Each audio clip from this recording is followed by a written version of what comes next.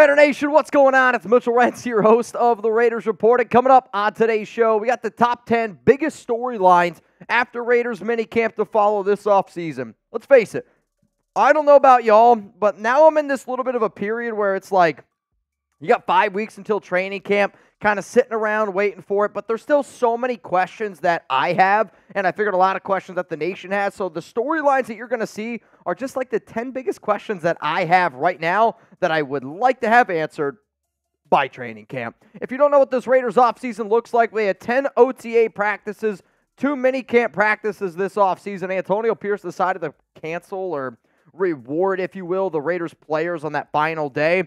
You're going to have off until training camp, which is going to be in late July. We unfortunately don't have the exact dates yet, but again, it's middle to late July is when it usually ends up going down. And then the Raiders this year, they're going to be practicing out in Cali. Maybe Chugs and I can get out there and hang out with some of y'all. Antonio Pierce on June 13th said this. Told Raiders players to just, relax, decompress a little bit, and just over the next 3 weeks or so, just spend time with your friends, spend time with your family, get ready for training camp the best way possible. But he also said this, that doesn't mean stop working. He wants winners, and winners never stop working. Well, guess what? Chugs and I, we're not going to stop working either. If you're a winner, if you're somebody that believes in what Antonio Pierce said, that I want guys that don't stop working. I want guys that I know I can go to bat for, go to battle with. And guess what? Here at Raiders Report, we're going to battle against the 49ers Report, and we have a lead. And I want to keep this lead. I don't want to go into a Josh McDaniels situation where halfway in the month of June, we got the lead and then we blow this thing. I want to blow these guys out of the water. I want to double it. I want to triple their subscriber count this month. So if you hate the 49ers as much as I do, hit that subscribe button. Let's go into the very first storyline here for the Silver and Black. Who's going to take that first snap at quarterback for the Raiders? Is it going to be Gardner Minshew or Aidan O'Connell? And guess what? This was the number one storyline I had going into minicamp, and it was Aidan O'Connell. But with all the smoke that has been around number 12, yeah, that's Aidan's number now. It sounds weird, but with all the smoke going on right now around Aidan, I'm getting really, really close to flipping Aidan, putting him at quarterback 1, Gardner putting him at quarterback 2, and a lot of you probably watch right now are like, Mitch, Aidan is the quarterback 1. There's a battle going on, but I will admit, I think based on the reports, I think AOC does have a little bit of a lead here. Let's go to the second storyline here for the Las Vegas Raiders. Will the offense improve? How much are they going to be able to learn and pick up over the next few weeks here, this Luke Getsy offense? Devontae Adams spoke about, him understanding the offense, and for him, it's kind of like hopping back on a bike. He knows a lot of the lingo, but that's what a new offense is. It is kind of like learning a new language. So for a lot of these players, you're going up against a great defense, and you're trying to learn a brand new language. I want the Raiders to, yes, decompress, to, yes, spend some time with their friends and family, get ready for the regular season. But at the end of the day, man, we got to win some football games this season. So I want them to really get into that playbook, understand what they're doing, and the offense needs to be better once training camp gets going. So let's have a little bit of fun here. I got a question for the nation. How many points will the Raiders offense average per game this season? Offensive points only. How many points? This is going to be the pinned comment here on today's show. So I want you to scroll on down. Give me your honest answer. And this is important. It's an honest answer. How many points will the Raiders offense average this upcoming season? Let me know down below. The number that I'm just going to sit up here and just hope, crunch, and, I had to look at some numbers, had to look at some of the NFL averages. I'm not going to lie to y'all. But I'm hoping that the Raiders can be somewhere around 22.5 points per game. If they're at 22.5 points per game, that puts them basically at 16th. I need the Raiders offense to not be bottom 5. But if they are an average offense, I'm telling you, if they're an average offense with the defense that they have, they're going to the playoffs. And when you look at some of the numbers that Raiders have averaged on offense over the past few seasons, last year they were 23rd in the NFL. In 2022, they were 12th. So being somewhere around that magic number, you heard Antonio Pierce said last offseason, 24 was the number he wants to get to.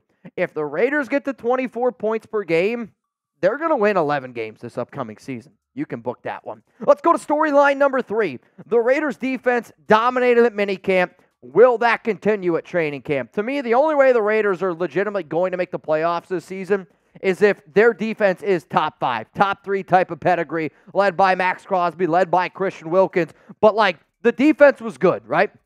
If I have an expectation that the offense is going to take a step forward, kind of hoping that the defense takes a step forward. What does that mean? Can Ja'Cory and Bennett continue to grow? Can a player like Tyree Wilson continue to grow? This defense was phenomenal at minicamp, and that's without putting the pads on. This is going to be a physical football team led by Antonio Pierce, and once the pads go on at training camp, I want to see that level of intensity go even higher and even more through the roof. See that Maxx Crosby guy right there? Heard he's pretty good. If you want a Maxx Crosby jersey, go to chatsports.com/Raiders jerseys. That link's going to be available to y'all down in the comments, down in the description. And guess what? Raiders jerseys are on sale. So this Maxx Crosby jersey is usually $30. You can get it for under $100 if you're watching this show live, which is Thursday, June 13th. If you're not watching it live, it's all good. Hopefully it's still on sale. The best jersey that's on sale, though, is this Davante Adams jersey. Right now, this Davante Adams jersey is $74.99. Seeing Davante Adams jersey is $74.99. Very, very rare. If you also want to get like a Brock Bowers jersey, that's available to you. There's also some old school Raider jerseys that we've thrown in there, like a Bo Jackson. You can get a Howie Long. We got hundreds, and I mean hundreds of Raiders jerseys. Somebody asked me the other day, like, Mitch, would you buy a Darren Waller jersey? That's up to you, but like, you can get a Darren Waller jersey right now. It's like $45, and I know he retired, and he didn't retire a Raider, but at the same time, he is the single-season reception leader for the Raiders, and if you live by that once a Raider, always a Raider mantra, hell, wear a Waller jersey to an Aces game. I'm sure that'll go over well. Or you can also get a Trevon Merrick jersey. Bottom line is we got tons of different jerseys, and the Maxx Crosby and the Davante Adams ones are on sale. You're welcome. Go down to that link and go get it started. Let's go to storyline number 4 here. Should we panic with Kolton Miller, and like how serious is this shoulder injury that he's dealing with? So last season, missed some games, which he's a really tough dude. He battled through a lot of games, a lot of injuries in seasons past. This past year was only able to play, 13 games, started in 11 of them, but was not healthy in like the 2 games that he was just out there for. We just lost a lot of depth. But with the shoulder injury, is Kolton going to be out there for training camp? Because I'll tell you this, you get 3 weeks to rest up. If he's still we don't know how healthy he is, Andres Pete really needs to be able to step up. And then I'd be curious to see what the Raiders decide to do at tackle. Based on what I've been told, DJ Glaze has had himself a very solid minicamp, OTA. If Kolton Miller is unable to go, what does that necessarily mean for Thayer Munford, who's been doing a really, really good job at right tackle? But man, oh man, we have a lot of hopes for this offense. You got some hopes for this offensive line. If Kolton Miller ain't healthy, it's not going to be pretty. Storyline number 5 here on the Raiders Report. Will the Raiders use their salary cap on extending players? We have talked about great lengths, how the Raiders right now have $34.1 million at the time that I'm making this video from the money that they got from Jimmy Garoppolo post-June 1st. And I did an entire show around the silver and black and extension candidates. If you want to check out this show right here, for those of you watching live, there's not going to be a link right here, but we will end up putting a link here on the video that goes out on a later date. Bottom line, if you want to look up Raiders extension candidates on YouTube, it will be there. Also, the link for every single one of these shows that I'm about to mention is also going to be down in the description of today's show. But if you want to see my extension candidates and how much money I would offer players like Trevon Merrick, Robert Spillane, the contract extension, and why I'm offering them, here's the video, and you can go check it out by clicking on that link right there. Let's go to storyline number 6 here. Just like I said with that last one, there's not going to be a link for you for those of you watching live, but for those of you that aren't watching this live, you're going to be able to click that one. Will the Raiders add any free agents before training camp? I do anticipate that the money that they have is going to go to both contract extensions, and it's also going to go into adding a potential free agent. I have been sitting up here saying, hey, I want the Raiders to sign a corner, and I do still want them to sign a corner. I want the Raiders to go out and sign an edge, and I do still want them to go out and sign an edge. But with 91 players on your roster, you will have to end up moving around some money, cutting some guys. But I made this video just a few days ago around some updated Raiders free agent targets based on, if you haven't seen the Xavier Howard news yet, you need to go check it out. Also a cornerback target that I spoke in great lengths about this offseason. He retired, so that makes the cornerback pool a little bit less. If you want to check out this video that you see up on screen, I need you to click on this button right here. Let's go to storyline number 7. Who's going to be the 5th DB or the 5th guy in that secondary on defense? And if you don't know what I mean, hear me out. The Raiders right now, confidently, I can tell you that when you think about the Raiders defense as a whole, Marcus Epps starting. You think about Trevon Merrick starting. Those are your top 2 safeties. Nate Hobbs, Jack Jones. Those 4 players are starting in the secondary. We all agree with that, right? Who's going to be the fifth guy? Is it going to be a corner? Is it going to be somebody like a Jacorian Bennett on the outside? Is it going to be a DeCamerion Richardson, MJ Devonshire, who had himself, from what I was told, a hell of an interception on Wednesday's practice? Is it going to be somebody like a Brandon Faison? And, they're going to mix and match. Like, that's what the Raiders are going to do. And I know that they're going to mix and match. They're going to move a lot of guys around. But if you're Las Vegas and you're only comfortable with 4 players right now, who's going to be the next guy that steps up? Could it potentially be a Isaiah Polameo, who Rob Ryan said, you better watch out for this guy? The Raiders drafted Trey Taylor, who's been impressing. My point is, if I'm betting right now on the overall snap counts for our secondary, it's going to be led by Marcus Epps, Trevon Merrick, Nate Hobbs, Jack Jones if they stay healthy.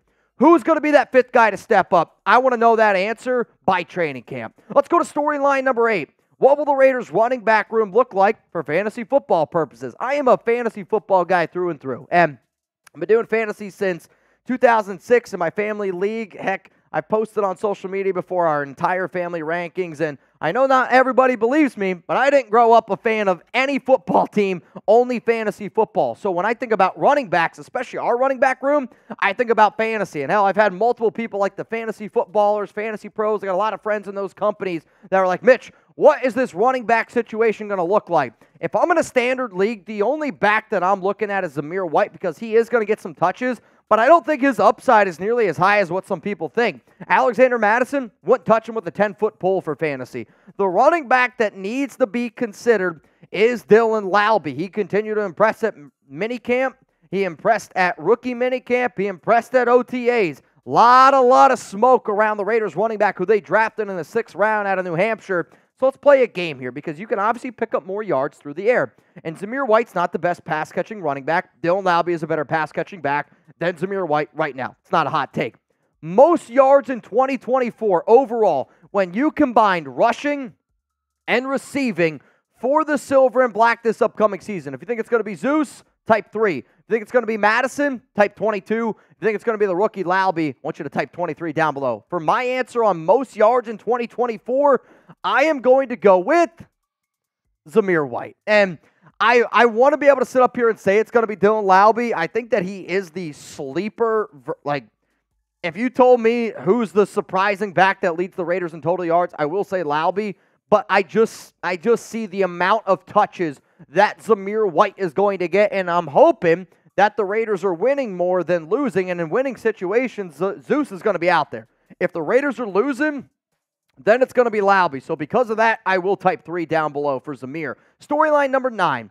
Will the players entering year 2 improve and make that leap forward that we are hoping for? You really saw a few players last season, especially on the defensive side of the football with Patrick Graham, take that next step forward, like a Malcolm Kuntz, a Trevon Merrick. I know they weren't year 2, but they were year 2 with Patrick Graham. The 2023 draft picks, this is a brand new regime. They got to carry a lot, right? There's a lot to prove. Tyree Wilson, are you going to be able to take that next step? Michael Mayer lost 10 pounds, going to be battling with Brock Bowers, but to me, who's going to take the most snaps at tight end this season? It's going to be Mayer. Byron Young, barely played, healthy scratch. Needs to be able to prove himself in this defensive tackle room or he could be cut. Trey Tucker, getting a lot of hype around him. Jacorian Bennett, 2 interceptions during minicamp, showing that he's getting a little bit more confidence. Aidan O'Connell, he's in a hell of a battle up against Gardner Minshew. Then you got Chris Smith. Raiders drafted Trey Taylor. He might be the 5th safety on that roster. Then Amari Burney, good special teams player, going to be able to help out in the new kick return roles. And then Nesta Jades Rivera, another defensive tackle that needs to be able to prove himself.